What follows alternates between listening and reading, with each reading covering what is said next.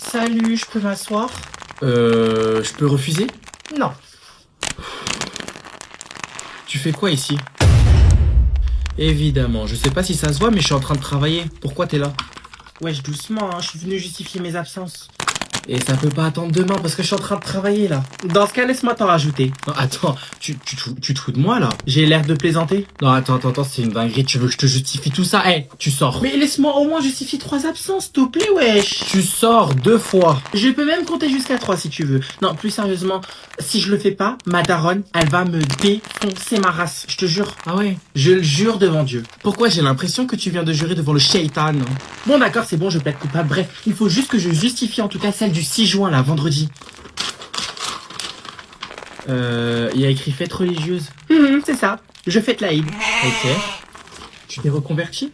Moi? Non, non, non, du tout, jamais je renoncerai à Noël, voyons. D'accord. Non, c'est juste que la famille de mon frère, enfin, demi-frère, m'a invité chez elle. Donc faut que j'y aille. D'accord, je vois. Et comment je peux te croire? Ok, mais ne fais pas confiance, mais quelle horreur. Non, attends, tu fais quoi là? Je te montre ma pièce d'identité. Ça te suffit comme preuve? Oui, j'ai pris du poids. Ok, c'est bon pour moi. Enfin, allez, je me casse. J'ai pas fini. Les feuilles, j'en fais quoi?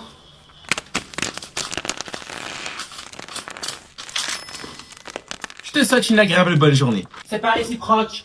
Bonjour. Bon, même si je vois que vous n'êtes pas beaucoup, je vais quand même faire l'appel afin que je puisse vérifier une théorie. Quelle théorie? Patience, tu vas le découvrir.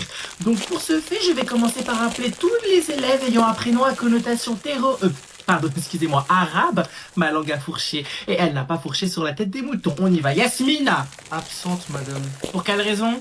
Non, laisse-moi deviner. Elle est partie sacrifier un mouton innocent. Yacine. Pas là non plus? Eh ben, visiblement, ma théorie se confirme. Madame, pardon de vous interrompre, mais excusez-moi, on n'est que 2 dans la classe. Donc, de quelle théorie vous parlez? Ça fait 2 fois que tu m'interromps et que tu me poses la même question. Ah, et ça fait 2 fois que je te réponds que tu vas le découvrir. La 3e, c'est l'heure de colle. Marie, je vais t'expliquer. En fait, elle veut juste savoir si tous les arabes de la classe sont absents. Ah ok, mais elle perd son temps. Peut-être, mais pendant que moi je perds mon temps, toi tu prends des heures de colle. Soukaina. Ah, c'est Soukaina, vous allez me dire, peu importe, en fait, religieuse ou pas, tout est bon à prendre pour ne pas venir à mon cours. Ryan, Il est viré. ok, bon bah je vois que toute l'Afrique du Nord s'est permise de s'absenter à mon cours, y a pas de souci, on va quand même faire cours à 2. Cours à 3, pardon, j'avais oublié qu'il y avait le Montessori, évidemment. Ah, parce qu'il y a quand même cours? Bien sûr, pourquoi il n'y aurait pas cours?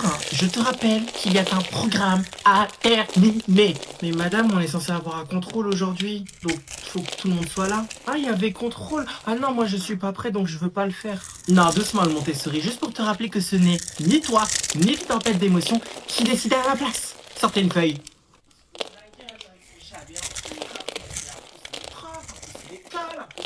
Un coup c'est ça, puis c'est le prof, si c'est pas le prof c'est l'école, et si c'est pas l'école c'est le gouvernement qui décide de mettre des jours fériés au mois de mai. Tu fais quoi là? Moi?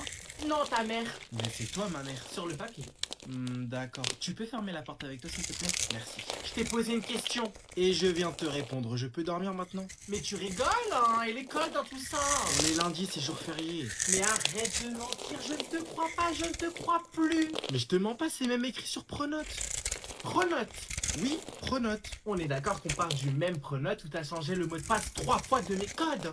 Pourquoi?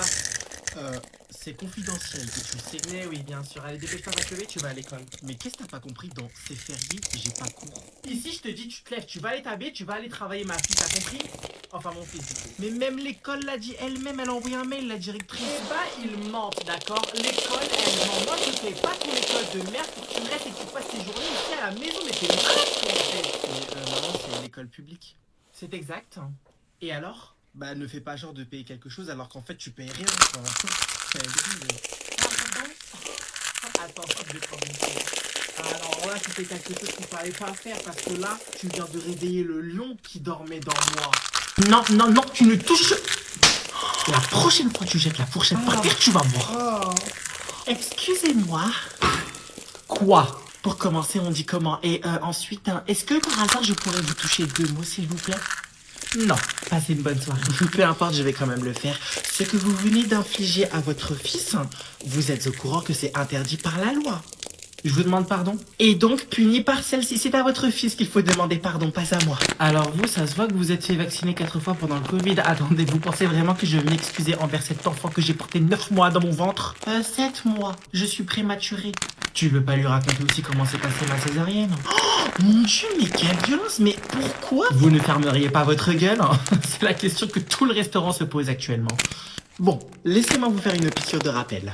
Allez-y pour la piqûre de rappel, mais surtout n'oubliez pas l'anesthésie, histoire que je ne ressente rien de vos conneries. Rassurez-vous, je n'y manquerai pas.